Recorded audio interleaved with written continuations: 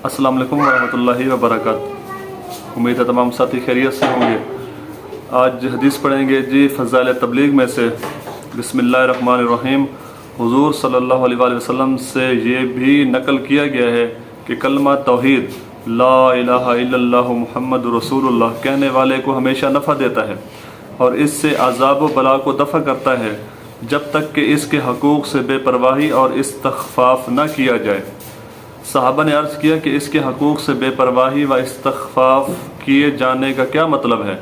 आपने इरशाद फरमाया कि अल्लाह की नाफरमानियाँ खुले तौर पर की जाएँ और इनको बंद करने की कोई कोशिश न की जाए।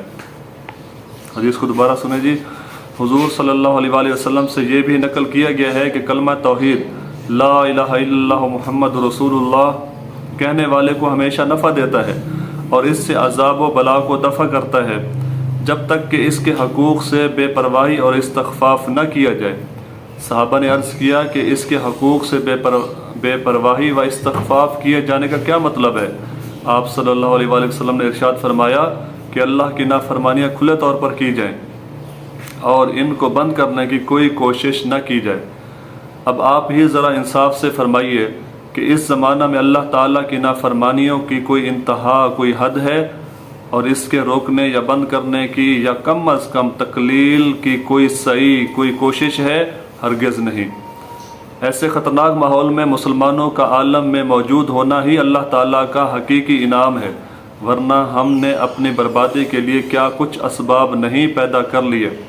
हज़रत आयशा रज़ियल्लाहु तआला अन्हा ने नबी करीम सल्लल्लाहु अलैहि वसल्लम से पूछा, क्या कोई अल्लाह का अज़ाब अगर ज़मीन वालों पर नाजिल हो और वहाँ कुछ दीनदार लोग भी हों तो इनको भी नुकसान पहुँचता है?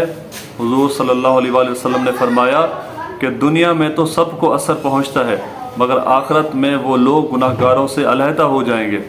इसलिए वो हज़रात जो अपनी दीनदारी पर मुतमईन होकर दुनिया से यकसू हो बैठे, इससे बेफिक्र न रहें कि खुदा न खास्ता अगर मुनकरात के इस शुयूब पर कोई बला नाजिल हो गई तो इनको भी इसका खमियाजा भुगतना पड़ेगा। दुआ है रब्बुल इज़्ज़त से जो कुछ पढ़ा सुना अल्लाह अमल करने की तौफीक अता फरमाए। मिलते हैं अगले वीडियो में, तब तक के लिए अस्सलाम वालेकुम व रहमतुल्लाहि व बरकातुहू।